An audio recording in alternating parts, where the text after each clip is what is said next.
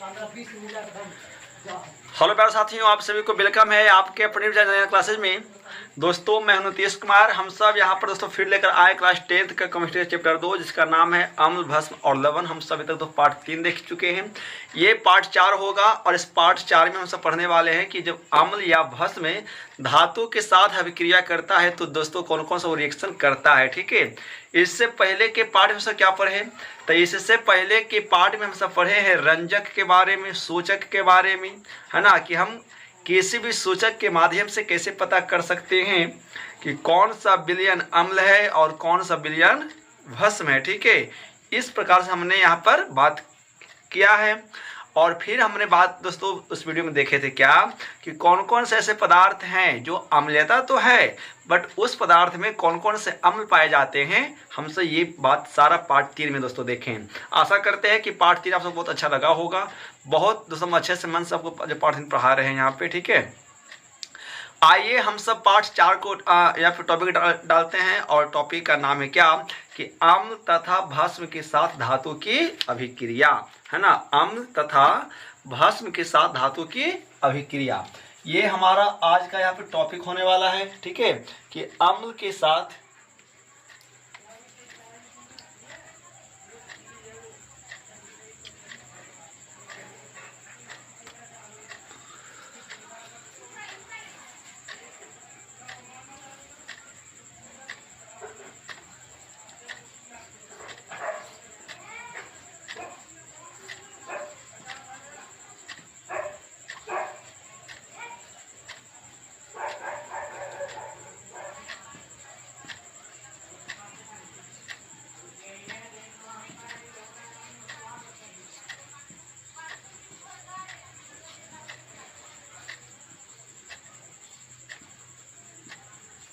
ठीक है।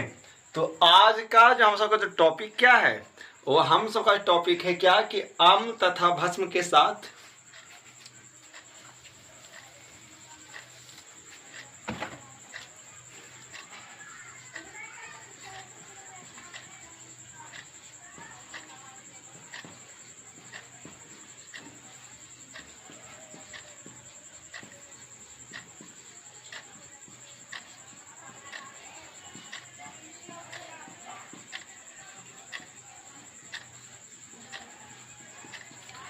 तो आज का जो हम सबका जो टॉपिक है कि अम्ल और भस्म जब धातु से अभिक्रिया करता है तो वो कौन कौन सा पदार्थ का निर्माण करता है। दोस्तों हम सब यहाँ पर आज ये चीज को तो देखने वाले हैं ना। अब आइए कि जब हम सब सबसे पहले क्या करेंगे, हम सब सबसे पहले अभिक्रिया अम्ल को कराएंगे धातु के साथ, क्या क्या रिएक्शन होता है। फिर हम सब क्या करेंगे कि भस्म को अभिक्रिया कराएंगे धातु के साथ, और फिर देखेंगे कि यहाँ पे दोस्तों क्या क्या होता है ना। तो हमारा टॉपिक क्या है, हमारा मेन टॉपिक है कि अम्ल और भस्म को जब हम धातु से अभिक्रिया कराएंगे तो क्या होगा। तो सबसे पहले हम सब यहाँ पर क्या लेते हैं, हम सब यहाँ पर सबसे पहले लेते हैं अम्ल और कोई धातु। ठीक है, कि जब हम कोई अम्ल को धातु के साथ अभिक्रिया करेंगे तो क्या बनाएगा, है ना। आइए जानते हैं उसके बारे में। तो पहला टॉपिक हमारा क्या होगा, पहला टॉपिक होगा अम्ल तथा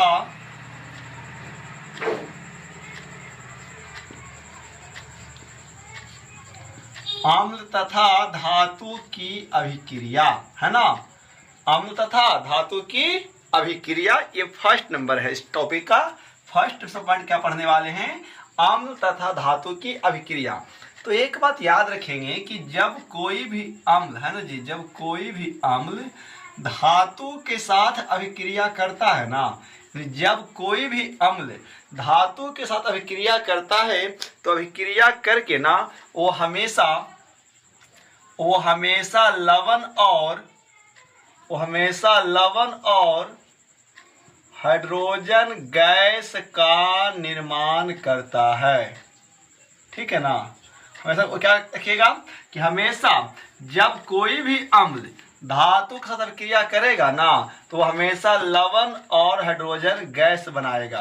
यानी इस प्रकार से एरो मार्क है, तो समझिएगा कि अभिक्रिया होने के बाद उससे क्या हो रहा है, तो उससे हाइड्रोजन गैस रिलीज हो रहा है, मतलब निकल रहा है। ठीक है ना, ये एरो मार्क ऊपर की ओर यही शो करता है कि कोई भी अभिक्रिया होगा तो उसमें ये गैस निकल रहा है उससे अभिक्रिया होने के बाद, ठीक है ना जी। तो पहला टॉपिक याद रखिएगा क्या दोस्तों, कि जब हम सब अम्ल को धातु के साथ अभिक्रिया कराते हैं तो अभिक्रिया करके वो हमेशा लवण और हाइड्रोजन गैस बनाता है, ठीक है। अब हम सब यहाँ पर एग्जाम्पल की बात करते हैं। जैसे आपको पता है कि HCl क्या है, HCl अम्ल है ना, जिसका नाम क्या है बताइए, और उसको कमेंट भी कीजिए कि HCl का क्या नाम है। तो HCl का नाम है हाइड्रोजन क्लोराइड। अब हम हाइड्रोजन क्लोराइड को एक सोडियम लेते हैं, सोडियम क्या धातु है। तो जब अब देखते हैं कि जब हमसे यहाँ पर हाइड्रोक्लोराइड को सोडियम के साथ अभिक्रिया करा रहे हैं तो पता है क्या बनाएगा, ये बनाएगा NaCl, जिसको बोलते हैं सोडियम क्लोराइड, जो एक नमक है। और लवण का मतलब ही क्या होता है, तो लवण का दोस्तों मतलब ही होता है नमक, याद रखिएगा, है ना। लवण का मतलब क्या होता है, तो लवण का मतलब होता है नमक, ठीक है। तो हमने यहाँ पे क्या लिया, हमने यहाँ पर लिया हाइड्रोक्लोराइड। जब हाइड्रोक्लोराइड को जब हम सोडियम के साथ अभिक्रिया करा रहे हैं तो अभिक्रिया करने के बाद वो क्या बना रहा है जी, वो लवण बना रहा है। लवण के रूप में वो क्या बना रहा है, तो सोडियम क्लोराइड NaCl। हम सब इसे यहाँ पे साधारण नमक भी कहते हैं, जो से इस्तेमाल अपने भोज्य पदार्थ में करते हैं ना, वो यही नमक होता है, ठीक है। और इसके साथ में वो क्या करेगा, हाइड्रोजन गैस का निर्माण करता है। क्या करता है बाबू, वो हमेशा यहाँ पर हाइड्रोजन गैस का निर्माण करता है। बात समझ में आया यहाँ पे, है ना। तो इस प्रकार से ये अपना काम करता है। अब एक एग्जांपल और देख लीजिए, हमसे यहाँ पे एक एग्जांपल और लेते हैं, क्या कि जब हम इसी हाइड्रोक्लोराइड को जब हम लोहा के साथ यानी फेरस के साथ अभिक्रिया कराते हैं तो क्या बनाएगा, तो ये सीधे बनाएगा क्या, ये बनाएगा फेरस क्लोराइड। क्या बनाएगा, फेरस क्लोराइड, और साथ में मुक्त करेगा हाइड्रोजन गैस।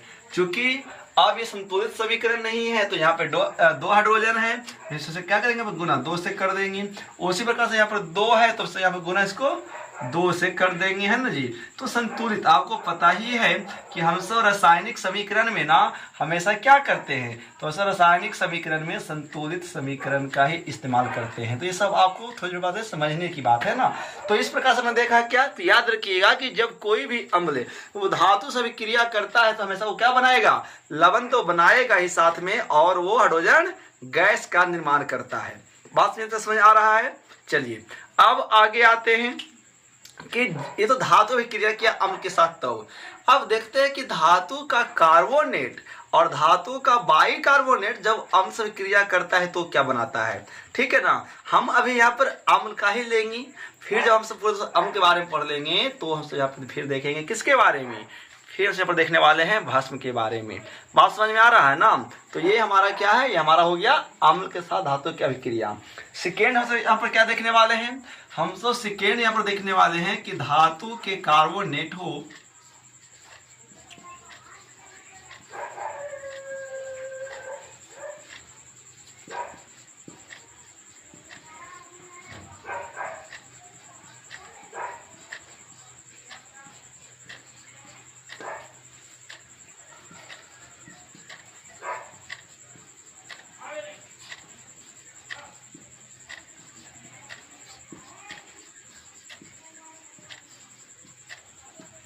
ठीक है, यानी धातु के कार्बोनेट और धातु के बाइकार्बोनेट के साथ जब हम सब यहाँ पे अम्ल की अभिक्रिया करते हैं तो क्या बनाता है ना जी। तो याद रखिएगा कि जब हम सब किसी भी धातु के कार्बोनेट हो, है ना, धातु के कार्बोनेट हो या बाई मतलब डबल, या तो बाइकार्बोनेट हो, है ना।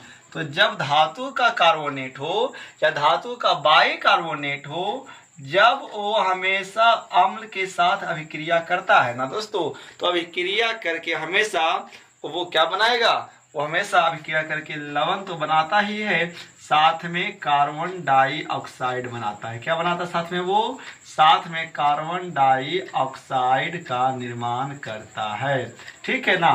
याद रखिएगा कि जब कोई भी धातु का कार्बोनेट और जब तो कोई धातु का बाई कार्बोनेट जब वो हमेशा अम्ल के साथ अभिक्रिया करेगा तो अम्ल से अभिक्रिया करने के बाद वो क्या बनाएगा, लवण तो बनाएगा। सबसे पहले वो लवण बनाने के बाद वो क्या करेगा कि कार्बन डाइऑक्साइड का निर्माण करता है। ठीक है जी। अब हमसे यहाँ पर जैसे एक एग्जाम्पल लिए, ठीक है।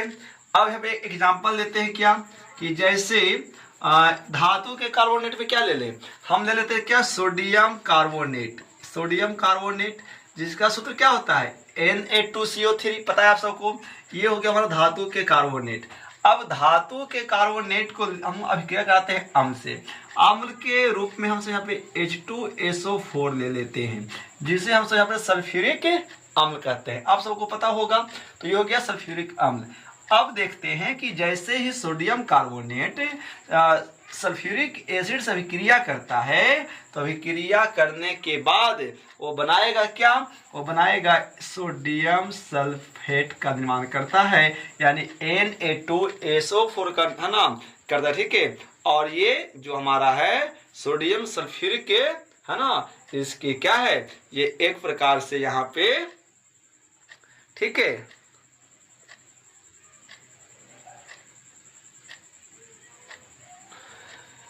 नहीं जी, एक चीज सुनिए कि जब धातु के कार्बोनेट या बाई कार्बोनेट अम्ल के साथ क्या करता है ना, तो लवण तो बनाता ही है दोस्तों, लवण के साथ बनाता है जल, और जल के साथ बनाता है कार्बन डाइऑक्साइड। ठीक है। तो बनाएगा क्या, Na2SO4।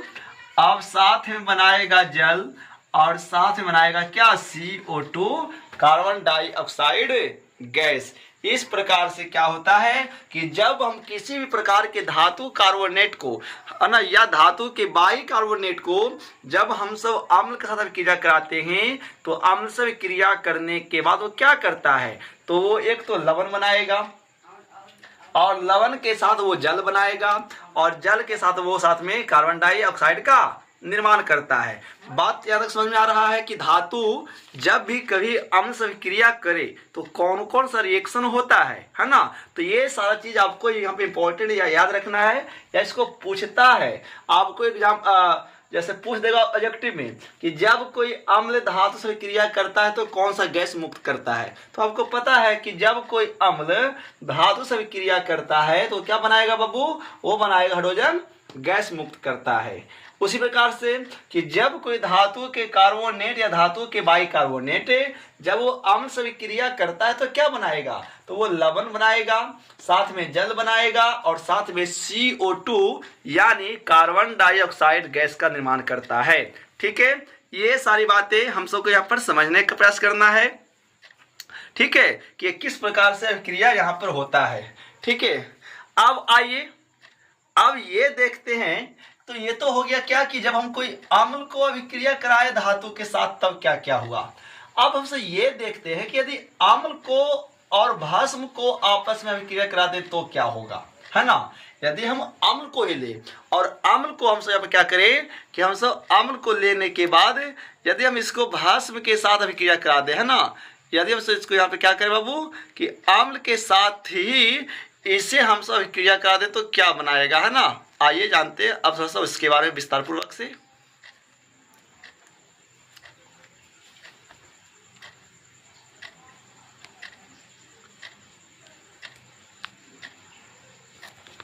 ठीक है। तो अब देखते हैं क्या होता है। तो आप इसका एक स्क्रीनशॉट लीजिए, हम सब आगे की ओर बढ़ते हैं फटाफट यहाँ पे। ठीक है।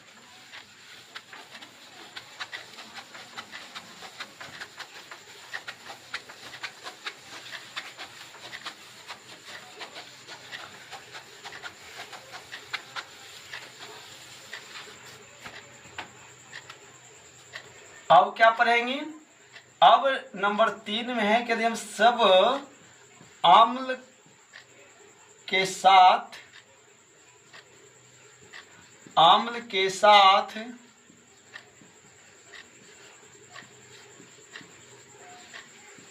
भस्म की अभिक्रिया, है ना, अम्ल के साथ भस्म की अभिक्रिया। तो याद रखिएगा कि जब हम किसी भी अम्ल को ना बाबू भस्म के साथ अभिक्रिया कराते हैं ना छोटू, तो अभिक्रिया करने के बाद वो हमेशा लवण और जल का निर्माण करेगा। क्या करेगा जी? हमेशा लवण और जल का ही निर्माण करेगा। कब? जब हम कोई अम्ल और भस्म को अभिक्रिया कराएं आपस में मिला करके, एक एसिड हो और एक बेस हो, ठीक है। तो जब एसिड और कोई बेस अभिक्रिया करती है तो अभिक्रिया करने के बाद ना वो हमेशा लवण और जल का ही निर्माण करता है। और एक बात याद रखेंगे कि जब कोई भी अम्ल भस्म के साथ अभिक्रिया करता है ना, और अभिक्रिया जब करने के बाद जब वो लवण और जल का निर्माण करता है, तो इस प्रकार के अभिक्रिया को हम एक नाम देते हैं। क्या नाम देते हैं? याद कीजिए, नाम याद है कि जब कोई अम्ल और भस्म अभिक्रिया करता है तो अभिक्रिया करने के बाद जब वो लवण और जल का निर्माण करता है तो हमसे इस प्रकार की अभिक्रिया को ना एक नाम देते हैं। तो बताइए इस प्रकार की अभिक्रिया का क्या नाम है? तो इस प्रकार के अभिक्रिया का नाम है बाबू क्या? इस प्रकार के अभिक्रिया का एक नाम है क्या छोटू? तो इस प्रकार के एक अभिक्रिया का नाम हमारा है उदासीनीकरण अभिक्रिया। क्या नाम है? उदासीनीकरण अभिक्रिया।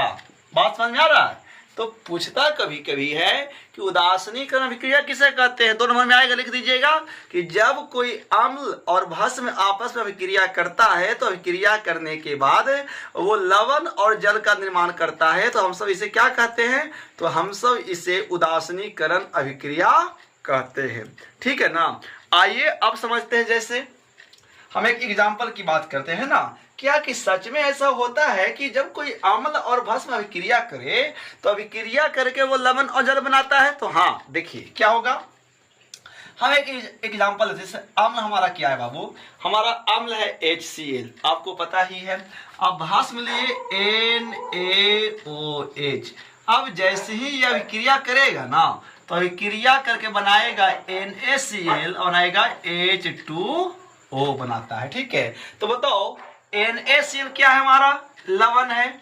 H2 क्या है हमारा बाबू? वो जल है। तो बताओ ये कैसा अभिक्रिया है यहाँ पे? तो यहाँ पे ये एक प्रकार का उदासीनीकरण अभिक्रिया है। सवाल ऐसा भी पूछेगा कि एक अभिक्रिया दे देगा, पूछेगा कि ये किस प्रकार का अभिक्रिया है, तो देखना कि ये हाइड्रोक्लोरिक अम्ल है और NaOH भस्म है। एक बात याद रखिएगा कि भस्म का पहचान कैसा होता है? तो भस्म का पहचान ना, जब अंत में OH लगा रहेगा ना किसी भी तत्व के साथ, तो समझना है कि वो क्या है? वो हमारा भस्म है। ठीक है, याद रखना है। और इधर देखिएगा, बनाएगा लवण, हमेशा बनाएगा जल, तो समझ जाइएगा कि वो यहाँ पे क्या है? तो वो हमें यहाँ पे एक प्रकार का उदासीनीकरण अभिक्रिया है। बात समझ में आया कि उदासीनीकरण अभिक्रिया होता क्या है असल में? तो ये होता है उदासीनीकरण अभिक्रिया कि जब कोई अम्ल है ना भस्म के साथ अभिक्रिया करता है तो अभिक्रिया करके वो हमेशा क्या करेगा? लवण और जल का निर्माण करता है। तो इस प्रकार के हम सब रिएक्शन को क्या बोलते हैं? उदासीनीकरण अभिक्रिया कहते हैं। ये हो गया यहाँ पे। आइए अब समझते हैं कि जब धातु का कोई ऑक्साइड है, यदि वो धातु के ऑक्साइड जब अम्ल के साथ अभिक्रिया करता है तो क्या बनाता है ना? हम अभी भस्म को नहीं लिए हैं, अभी लिए कि धातु के कार्बोनेट या धातु के बाइकार्बोनेट जब अम्ल से क्रिया करता है तो क्या बनाता है। अब लेते हैं धातु का कोई ऑक्साइड यदि अम्ल से क्रिया करेगा तो क्या बनाएगा, है ना। तो हमारा जो अगला जो होगा इसी में, इसी टॉपिक के अंतर्गत जो यहाँ पे चौथा नियम पढ़ने वाले हैं ना, वो क्या पढ़ने वाले हैं, वो पढ़ने वाले हैं क्या कि धातु के ऑक्साइड के साथ, धातु के ऑक्साइड के साथ अम्ल की अभिक्रिया, किसकी जी, अम्ल की अभिक्रिया।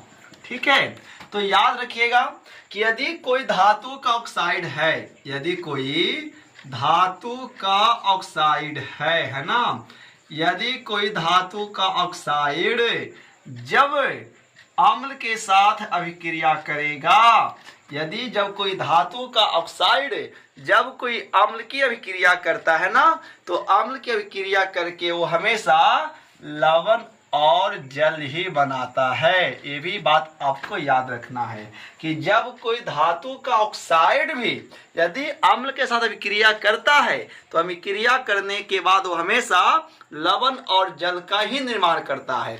बात यहाँ तक समझ में आ रहा है कि जब कोई धातु का ऑक्साइड है ना, जब हमेशा अम्ल के साथ अभिक्रिया करेगा तो हमेशा यहाँ पे वो क्या बनाएगा, लवण और जल ही बनाएगा। जैसे हम चलिए मान करके कि एक एग्जांपल लेते हैं, ठीक है ना। एक एग्जांपल लिए क्या, धातु का ऑक्साइड जैसे हम लेते हैं CuO। तो Cu क्या है बाबू, कॉपर ऑक्साइड है, यानी एक प्रकार के धातु का ऑक्साइड है। जब हम कॉपर ऑक्साइड को है ना सल्फ्यूरिक अम्ल के साथ अभिक्रिया कराते हैं, यानी H2SO4 से अभिक्रिया कराते हैं, तो अभिक्रिया करने के बाद है ना, अभिक्रिया करने का बनाता क्या, कॉपर सल्फेट बनाता है। और चूंकि कॉपर सल्फेट क्या है, तो कॉपर सल्फेट एक लवण है और ये साथ में क्या बनाएगा बाबू, ये साथ में बनाता है जल निर्माण करता है। एक बात और याद रखिएगा कि जो कॉपर जो सल्फेट का जो रंग होता है ना, वो कैसा होता है जी, तो नीला होता है। तो देखिए यहाँ पे क्या हुआ कि जब कोई धातु का ऑक्साइड भी यदि किसी भी प्रकार के अम्ल से अभिक्रिया करता है तो अभिक्रिया करने के बाद वो क्या बनाएगा बाबू, लवण और जल का निर्माण करता है। तो ये सारी बातें हम सब समझ रहे हैं यहाँ पे कि जब अलग अलग तत्व है ना अम्ल के साथ अभिक्रिया करता है तो कौन कौन सारी चीजों को वो निर्माण करता है। तो ये हमें बहुत बेहतरीन ढंग से पढ़ना है, पढ़ा रहे हैं आपको, अच्छे से समझ कर पढ़ना है, वीडियो को पूरा फुल देखना है ताकि हम दोस्तों यहाँ पर इस प्रकार से आपको पूरे कंटेंट एक डॉट को क्लियर करते रहेंगे। जो डॉट रहेगा ना आप उसका यहाँ दोस्तों कमेंट करके बताइएगा, ठीक है, कि क्या क्या दिक्कतें आती है, कमेंट कीजिएगा। और जो बात समझ में नहीं आती है ना उसे कमेंट में पूछ सकते हैं दोस्तों, हम बेहिचक है ना हम प्रयास करेंगे आपके सवालों का जवाब देने के लिए, ठीक है। तो एक सवाल पूछता है क्या कि जो धातु के ऑक्साइड होते हैं, जो धातु के ऑक्साइड होते हैं ना, धातु के ऑक्साइड मूलतः कैसा होता है बाबू, तो धातु के ऑक्साइड मूलतः भास्मिक होता है। अब बोलेंगे कि सर धातु का ऑक्साइड भास्मिक क्यों होता है, कैसे हो रहा है, तो हम इससे अभी पहले क्या पढ़े कि यदि कोई भी भस्म हो और वो अम्ल से अभिक्रिया करता है तो क्या बनाता है, वो हमेशा बनाता है लवण और जल। तो यहाँ पर भी तो CuO जो है वो धातु का ऑक्साइड है और H2SO4 क्या है, ये हमारा अम्ल है। तो यदि ऐसा क्या रहा होगा कि यदि कॉपर ऑक्साइड जो है ये H2SO4 से अभिक्रिया किया और अभिक्रिया करने के बाद ये लवण का निर्माण किया और साथ में जल का निर्माण किया, तो ऐसा कौन चीज कर सकता है, ऐसा वही चीज ना करेगा जो भस्म रहेगा। ऐसा कौन करेगा, मतलब अभिक्रिया करने के बाद लवण और जल कौन बनाएगा। तो स्पष्ट बात है कि यदि कोई पदार्थ अम्ल से अभिक्रिया किया और अभिक्रिया करने के बाद वो लवण और जल का निर्माण करता है तो इसका मतलब है कि अभिक्रिया करने वाला कोई भी पदार्थ हो कैसा नेचर का होगा, भास्मिक नेचर का होगा। तो यहाँ पर ये जो धातु का जो ऑक्साइड है CuO, हम जब CuO को अभिक्रिया कराए H2SO4 के साथ तो अभिक्रिया करने के बाद क्या किया, तो ये लवण और जल का निर्माण किया। इसका मतलब यही ना हुआ कि जो धातु का ऑक्साइड है वो कैसा नेचर का है, भास्मिक नेचर का है, तभी तो वो H2SO4 के साथ अभिक्रिया करके लवण और जल का निर्माण कर रहा है। बात समझ में आ रहा है ना दोस्तों। तो यहां से एक ऑब्जेक्टिव पूछेगा कि धातु का ऑक्साइड कैसा होता है, तो धातु का जो ऑक्साइड है ना वो मूलतः भास्मिक होता है। कैसा होता है जी, हमेशा तो वो एक भास्मिक होता है। सवाल पूछता भी है, सवाल पूछेगा 2 नंबर में भी कि धातु के ऑक्साइड भास्मिक क्यों होते हैं, है ना, धातु के ऑक्साइड भास्मिक क्यों होते हैं। तो आंसर क्या दीजिएगा कि जब हम धातु के ऑक्साइड को अम्ल के साथ अभिक्रिया करते हैं या कराते हैं तो वो लवण और जल का निर्माण करता है ना। यही कारण है कि धातु का ऑक्साइड मूलतः कैसा होता है, तो धातु का जो ऑक्साइड मूलतः है बाबू वो हमेशा भास्मिक नेचर का होता है। बात ज़्यादा समझ में आ रहा है ना कि धातु के ऑक्साइड आखिर ये भास्मिक क्यों होते हैं। तो हम सब क्या किए कि धातु के ऑक्साइड को जब अम्ल के साथ अभिक्रिया कराए तो बिल्कुल वो रिएक्ट कैसा किया, वो बिल्कुल रिएक्ट किया उदासीनीकरण अभिक्रिया के जैसा। तो हम इस आधार पे ये कह सकते हैं कि जो धातु का ऑक्साइड है वो क्या होता है, वो हमेशा भास्मिक नेचर का होता है। अब आइए, अब हम ये देखते हैं कि यदि कोई अधातु का ऑक्साइड हो और अधातु के ऑक्साइड को जब हम अभिक्रिया कराते हैं अम्ल के साथ तो क्या बनाएगा। तो जब हम सब अधातु के ऑक्साइड को ना, और एक चीज और है क्या कि कभी भी धातु जो है ना वो भस्म से अभिक्रिया करता ही नहीं है, ठीक है ना। कभी भी कोई धातु या धातु के ऑक्साइड हो या धातु के कार्बोनेट या बाई कार्बोनेट हो तो कभी रिएक्ट करता ही नहीं है, वो कभी अभिक्रिया दोस्तों करता ही नहीं है। इसीलिए हम यहाँ पर ये भस्म की धातु की अभिक्रिया भस्म साथ नहीं पढ़ना है। तो अब है कि जो अधातु के ऑक्साइड है वो कैसा होता है बाबू, तो अधातु के ऑक्साइड अम्लीय होता है। क्यों कि जब हम किसी अधातु के ऑक्साइड को, जब हम किसी अधातु के ऑक्साइड को भस्म के साथ अभिक्रिया कराते हैं तो वो भी लवण और जल का ही निर्माण करता है। तो इसका मतलब यही ना हुआ कि जो धातु का जो ऑक्साइड है वो अम्लीय नेचर का है, तभी तो वो लवण और जल का निर्माण कर रहा है ना। तो इस प्रकार से हमने दोस्तों यहाँ पे क्या देखा कि ये सारी जो अभिक्रियाएं हैं कि अम्ल और भस्म के साथ अभिक्रिया क्या क्या दोस्तों बनाता है और कौन कौन सी चीजों का निर्माण होता है।